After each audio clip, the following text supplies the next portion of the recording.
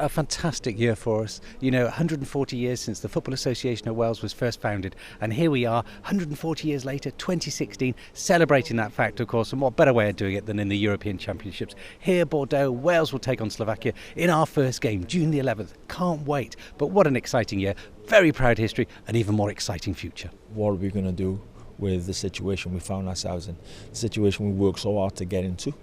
Now, how do we use this as a platform to qualify again and keep doing it?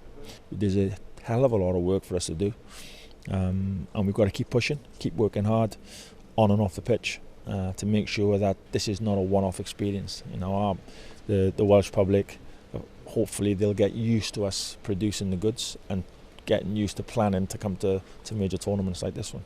As you say, a proud history, lots of ups, lots of downs, but this is certainly one of the highs, isn't it? Oh, it's got to be. What a purple patch for us at the moment. Very exciting times. Of course, qualification absolutely capped it all off. And even more exciting 2017 as well with the Champions League final.